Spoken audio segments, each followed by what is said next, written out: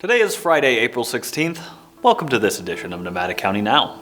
Today's episode we're talking Pedestrian Plaza, Peace Budget, recycling, and more.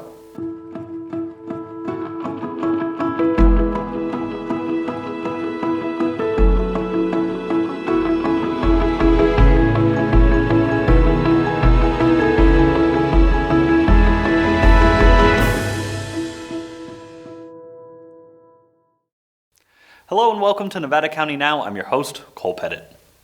At Tuesday's Grass Valley City Council meeting, the council voted unanimously to make the Mill Street Pedestrian Plaza a permanent feature and move forward with plans for renovations.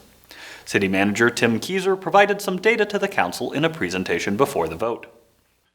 So we were very fortunate that the Grass Valley Chamber of Commerce actually did a survey. They surveyed about 1,400 people, and they shared that information with the city. We did not actually post the questions. One very simple question that was done was, should Mill Street remain a pedestrian zone? And overwhelmingly, it was about 76% to 24% yes versus no. Councilmember Bob Brandstrom added his thoughts on the decision. Our community wants to support our local businesses, and they have done so. We also are craving social connections with our friends and neighbors here in the community.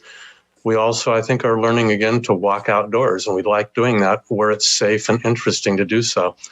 We also like eating outdoors, and I think I certainly have discovered that we can do this many more months of the year than we originally thought. It's not just a summertime activity. And finally, I think we've learned that we like public spaces where we can hang out with people.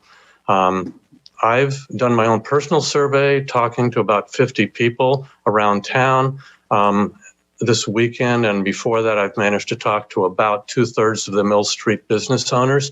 And everything I have found in my conversations with people is consistent with the survey results that Tim presented.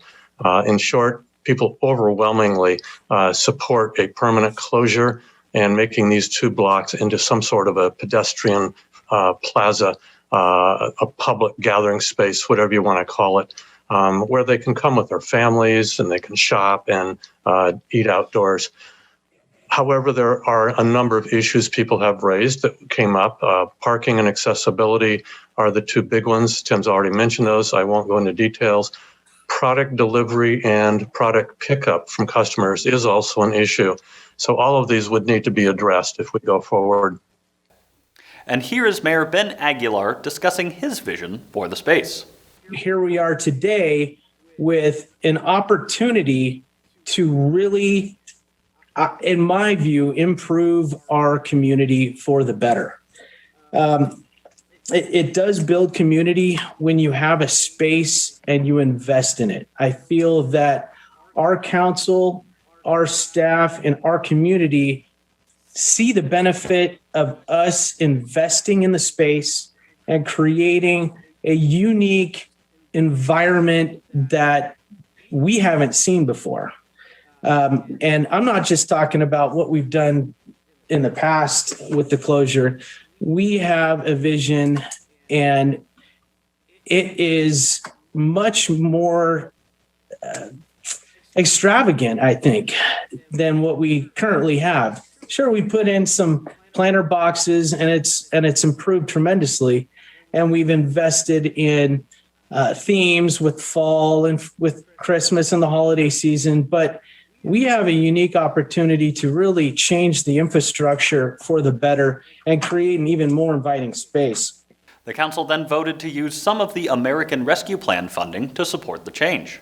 For more on the specifics of the funding, be sure to tune in 2 weeks' time when Mary Jane Hunegart will be discussing some of the details. We've seen an increase of 64 COVID-19 cases since last week, bringing our total to 4,437 confirmed cases. 86 cases are currently active with 3 hospitalizations, and the death toll remains at 75. According to the state's data, our adjusted case rate dropped down to 8.1, but our test positivity rate increased again to 4.8%. We remain in the red tier for now. For more on the current COVID situation and vaccines, let's hear once again from Taylor Wolf, Public Information Officer for the County of Nevada. course. Typically we're talking about numbers recently. The last couple of weeks, really a couple of weeks ago, we saw a sharp increase that was threatening to drive us back to that most restrictive purple tier just as we had gotten into the red tier. The state, I think the other thing on the tier system that is important to know as we're talking about these two different metrics that determine what tier we are in, for business modifications right now, is that the state did make that change last week that made it more difficult for counties to move backwards to those more restrictive tiers. And so instead of just meeting either the daily average cases per day or the test positivity rate for purple tier, we would have to meet both to move backwards. So that would mean seeing a daily average case rate above 10 and the test positivity rate above 5. So 8.1 and 4.8, we are a little bit close, but the state has made it harder to move backwards. Of course, we're all looking forwards. We're going to get vaccinated, continue to wear our mask, social distance, and avoid those large gatherings, especially with unvaccinated people, because we are getting to that place of eligibility opening up. So looking towards the orange tier, we'd have to get under 6 daily new cases a day and under 5% positive daily tests to move towards that orange tier and meet those metrics for a couple of weeks.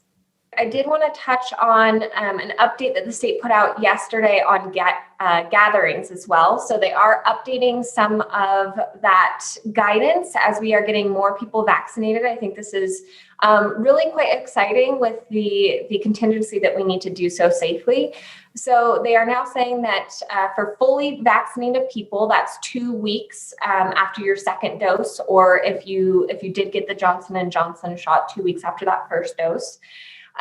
You can spend time with fully vaccinated people, including indoors and without wearing masks or physical distancing. So it does symbolize, kind of getting back to that place of normalcy.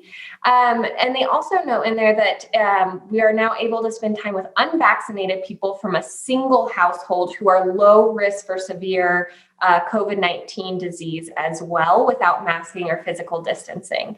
Of course, in public, we should continue to wear masks and not gather with multiple households who are not vaccinated without that masking and social distancing.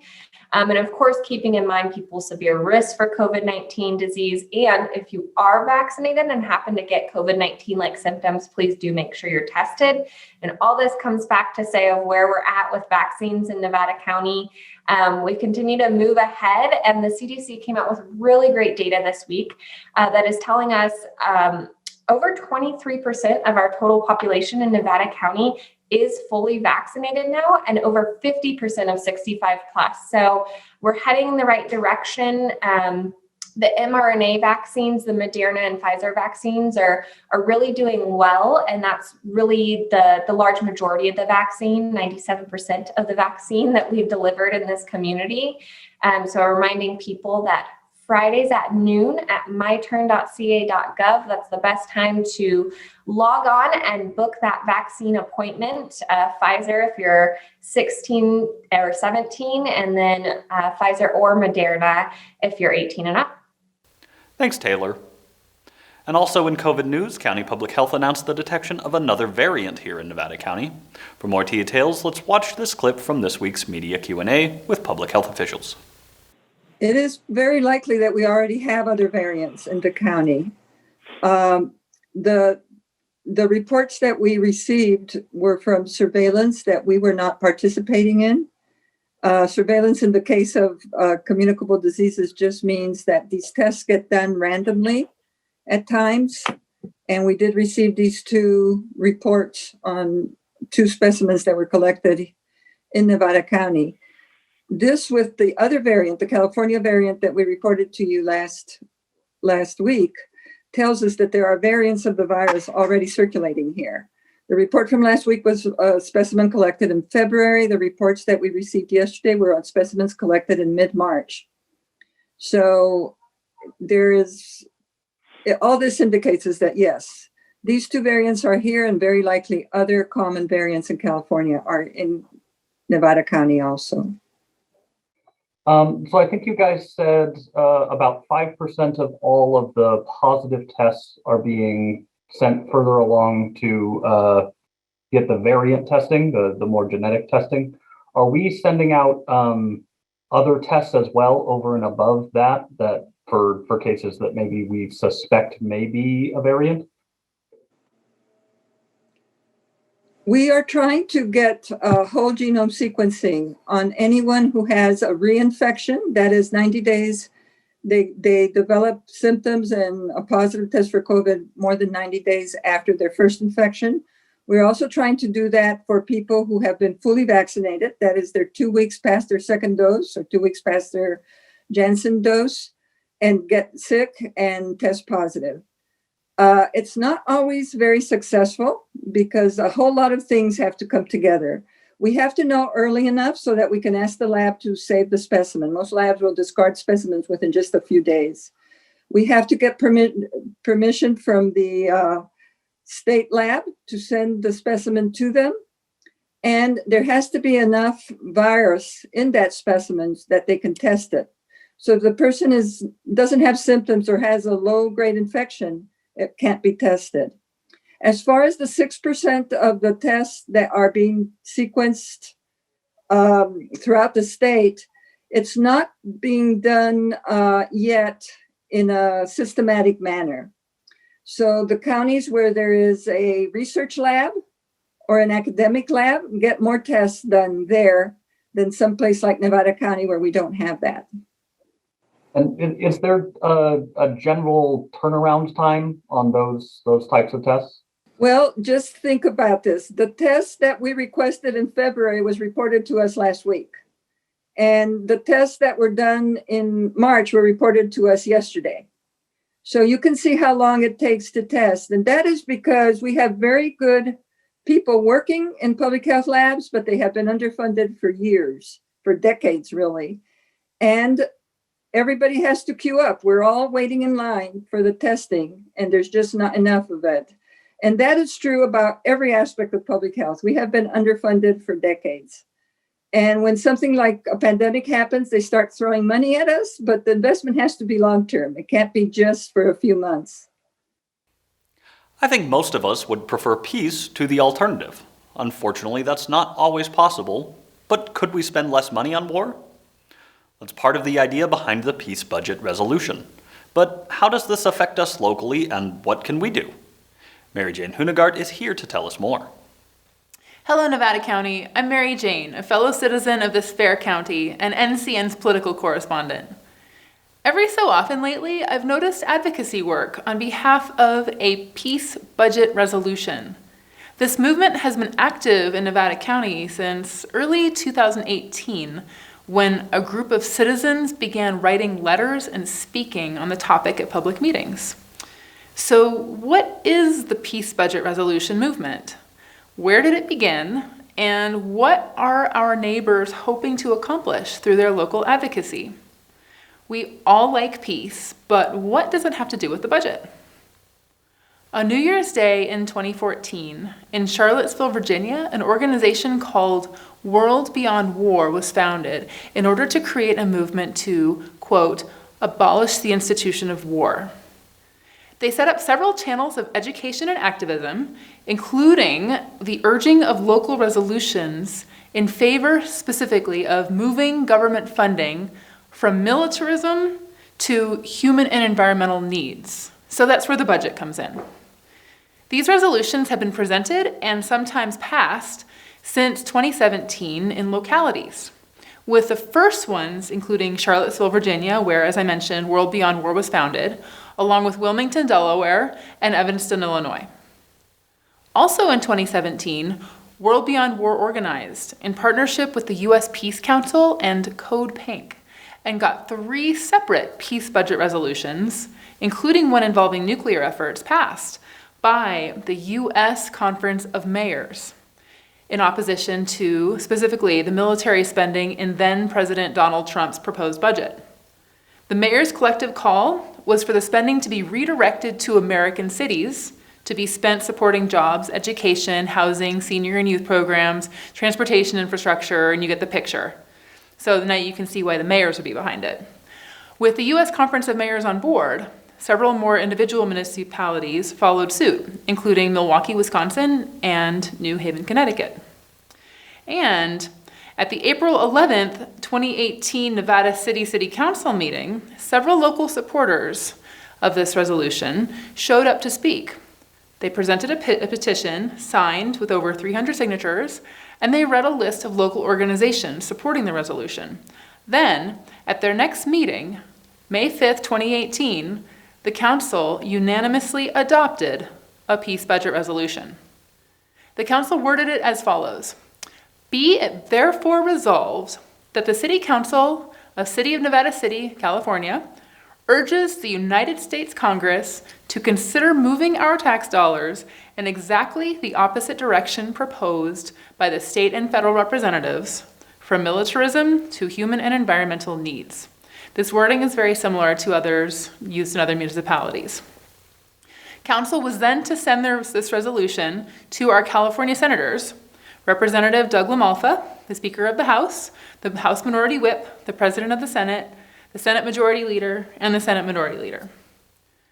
Now for Grass Valley, if you look back in the archives, you can see how advocates have also attended and or submitted public comments to city council meetings there every several months since 2018. Pre-COVID, there were even displays in the lobby of City Hall. Most recently, attached to the March 9th minutes of the City Council, the Grass Valley City Council meeting, were a dozen submitted letters and calls urging Grass Valley to agendize the adoption of a peace budget resolution. However, the City of Grass Valley has opted not to do so, not to consider it. Former Grass Valley Mayor Lisa Swarthout described her approach to the issue during her term. "Our work was not about making political statements, but actually doing something that made an impact on the lives of our citizens." Essentially, Grass Valley is likely not considering a peace budget resolution because it is outside of the specific mission and local focus of their work, not to mention politically divisive. We have a strong contingent of local military supporters, and some individuals have expressed responsive dissent against agendizing a peace budget resolution. Successful constituent-initiated measures in Grass Valley have been ways to help local people directly, such as public safety concerns and more soccer fields. As for the town of Truckee, I didn't notice any peace budget resolution advocacy there. If you'd like to share with me otherwise, please email me at ncnpolitics@gmail.com. Also use that email if you have a question about politics you'd like me to try my best to answer. I may use it as the topic of an upcoming segment. It has been my privilege to bring you a brief piece on a local political issue. See you again in 2 weeks, same time, same place. And remember, when it comes to politics, if you're not at the table, you might be on the menu. Thanks for staying informed, Nevada County. Thanks, Mary Jane. Recently, there have been some changes to waste management procedures, and there have been a number of questions about what's okay to recycle and why some things are not. Today, we're joined by Shabadi Karki-Pearl, Public Sector Manager for Waste Management, to answer some of the most common questions. So there's a lot of talk about contamination recycling bins recently. I just want to clarify what is considered contamination. There are 3 types of contamination.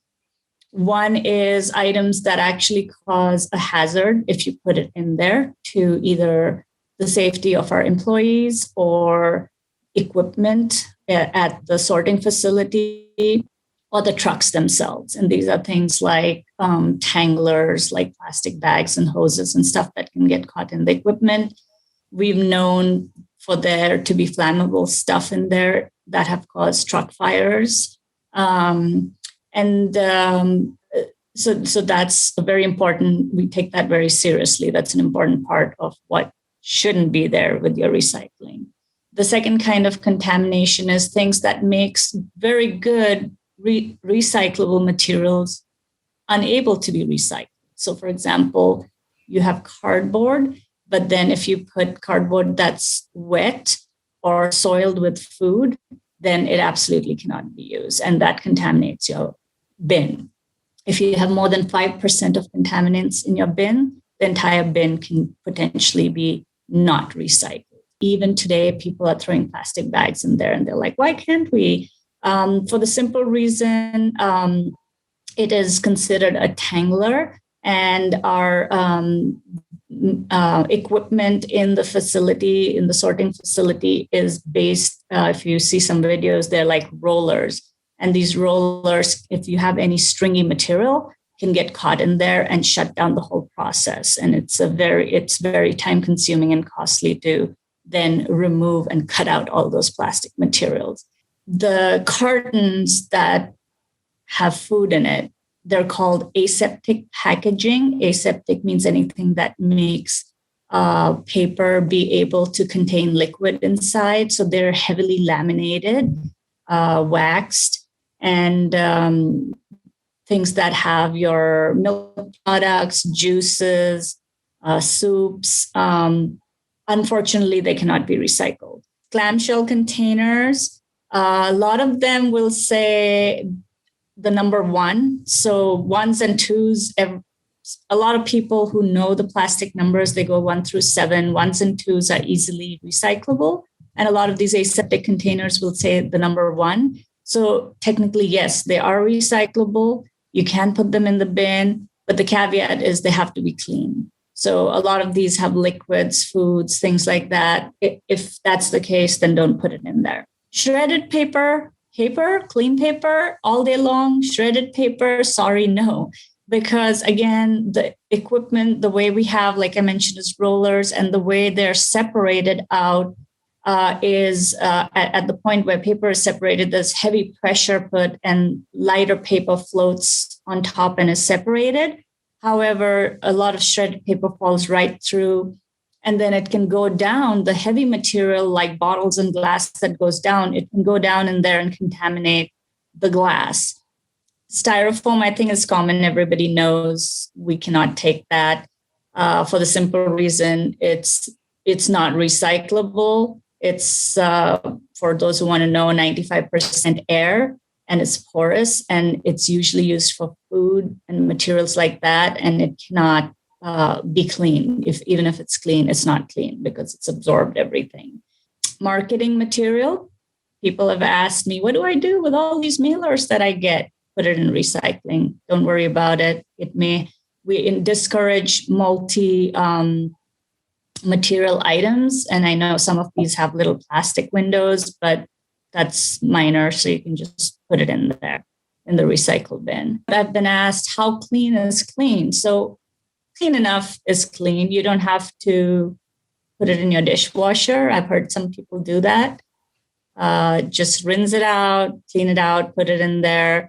Don't worry about taking the labels off. Some people are, and I so appreciate it, they're washing it, they're taking the labels off, they're putting a lot of effort. The paper gets burnt off. Don't worry about it. Leave the paper on or the label on. Paper, plastic, preferably the hard plastic, glass, aluminum cans, and cardboard. You can recycle all day long as they're clean and dry. It's been a pleasure to bring this information to you. I know there's always a lot of questions from the community, and I'll be back in 2 weeks answering and giving you more information as we go. Thank you. Thanks, Shivati. Next Saturday, April 24th, Bear Yuba Land Trust is hosting the first annual Naturefest. Grab the family and head outside for a day full of self-guided fun and activities. They'll be set up at 4 local trailheads to pass out activities and ideas to help you explore nature and enjoy the outdoors. And the event is free. For more, let's hear from Erin Tarr, Executive Director of the Bear Yuba Land Trust. We hope that you'll be able to join us for our first annual Naturefest event happening next Saturday, April 24th from 8 a.m. to 1 p.m. The Bear Yuba Land Trust, as well as California Native Plant Society, will be at 4 local trailheads giving out nature goodie bags and entering every participant in a raffle to win some exciting prizes from local businesses. So please join us at the Wolf Creek Trail. We'll be at the North Star Mining Museum parking lot. At the Cascade Canal Trail, we'll be at the new Gracie parking lot. and at the Alan Thiessen Trail at the Adam Ryan Preserve on Dog Bar Road, or at the Lytton Trail on Sierra College Drive. We hope to see you there, and thank you to all of our wonderful donors and sponsors of this event. Thanks, Erin. To register for the event, visit their website, bylt.org. If you have any questions about the event or registration, please contact Felicia Dunn at felicia@bylt.org or call 530-272-5994, extension 207. Next Thursday, April 22nd, is Earth Day. Join us on Comcast Channel 11 or visit our website, nevadacountymedia.org, at 1 p.m. or 6 p.m. for some special Earth Day programming, including speakers from Bear Yuba Land Trust, Nevada County Climate Action Now, the Sierra Club, and Waste Management. We'll leave you this evening with a brief preview from this lineup.